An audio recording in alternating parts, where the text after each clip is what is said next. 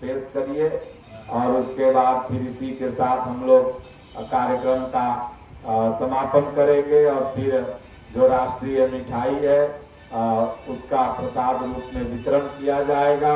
और आप सब लोग एक रहें और गद्दारों से बचें। कुछ गद्दार हैं जो आपको सनातन के खिलाफ, जाति के खिलाफ, गीता के खिलाफ, रामायण के खिलाफ सोशल मीडिया पर आग उगल उगल के भड़काते हैं। तो आप उनसे बचिए और आप एक रहिए। और भीम साहब ने जो संविधान बनाया है उस संविधान के अनुसार पूरे देश को चलाते रहिए। बहुत भारत का संविधान इतना महान है कि उसका वर्णन नहीं किया जा सकता। सोचिए भारत को विदेशी लोग कितना बुरी नजर से देखते हैं। जिस देश का राष्ट्राध्यक्ष कई बार भाग चुका हो, अमेरिका सबसे ज्यादा शक्तिशाली देश है और अमेरिका को ये लोग शांति किसको अंग्रेजी में बोलते हैं, पीस मतलब के वर्ल्ड पीस में भारत को 163वां नंबर है और बंगाल 63 नंबर पर है। जहाँ का राष्ट्राध्यक्ष भाग के 2 बार 3 बार दूसरे देश में चला जाए वह वर्ल्ड पीस में 63वां नंबर पर है। और जहाँ 5 साल सरकारें बड़ी शांति से चलती हो उनको इन गद्दारों ने 163वां नंबर दे दिया। सोचिए अमेरिका जैसा देश जहां पर राष्ट्रपति के ऊपर गोली से हमला हो जाता है, अभी ट्रंप के ऊपर हुआ, बराक ओबामा के ऊपर भी हुआ था, उस देश को ये वर्ल्ड पीस में 10वां स्थान दिए हुए हैं। और जहां पर आपस में लड़ झगड़ के भी सरकारें, भारत में तो ऐसा एक बार हुआ कि यहाँ पर इंदिरा गांधी जी को और राजीव गांधी जी को बहुत पहले, वो भी जेट सुरक्षा ये एसपीजी का गठन नहीं हुआ था, तो कुछ लोगों ने क्षति पहुंचाई, लेकिन सरकार तो वो भी चली 5 साल।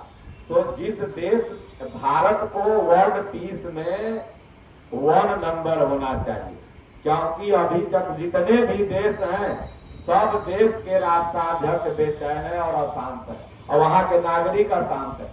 रूस देखिए आपस में कई साल तक लड़ रहे हैं, यूक्रेन कई साल तक लड़ रहे हैं, तो वो शांति पीस में आपसे आगे पहले हैं। तो इसलिए भारत हमारा क्या है, ये शांति का संदेश देता है और भगवान श्री कृष्ण यहाँ से आए और शांति का संदेश दिया और पूरी दुनिया इससे सीखती है। भारत किसी से शांति कैसे रहा जाए यह नहीं सीखता। हम अमेरिका से कुछ नहीं सीखते, इंग्लैंड से कुछ नहीं सीखते, क्योंकि हम विश्व गुरु हैं।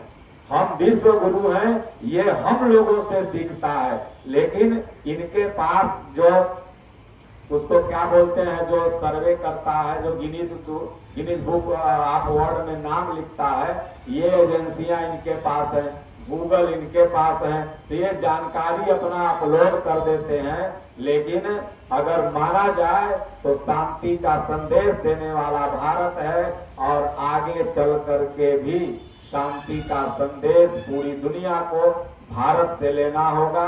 आप सोचिए कि भारत में पैदा हुए भगवान बुद्ध सबसे बड़े शांति के संदेश वाहक बन के आज कई कंट्रियों में पूजे जा रहे हैं, उनके शांति संदेश गाए जा रहे हैं।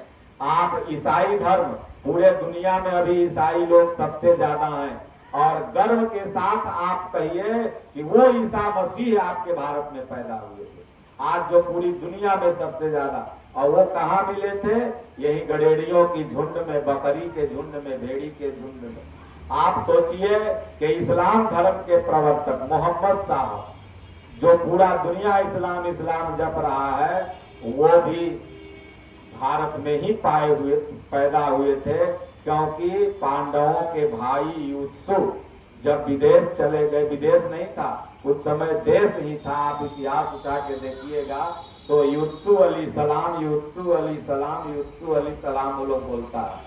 तो वो युत्सु को प्रणाम करने लगा। मतलब गांधार तक जब भारत था तो सऊदी भी तो भारत था न जी।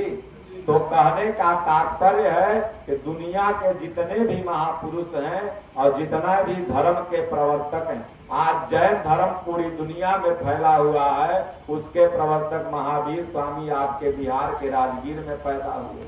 तो इसलिए दुनिया को, पूरी दुनिया को शांति संदेश भारत दिया है, आगे भी देगा। और स्वामी विवेकानंद जी जैसे महापुरुष जो अमेरिका में जाकर के वो पूरे दुनिया को एक भाई और बहन का पाठ पढ़ा के आते हैं, वो भी भारत में ही पैदा हुए और वो भी गीता ही पढ़ते थे। लेकिन कुछ पाखंडी लोग भारत और सनातनी और गीता को हे दृष्टि से देखा।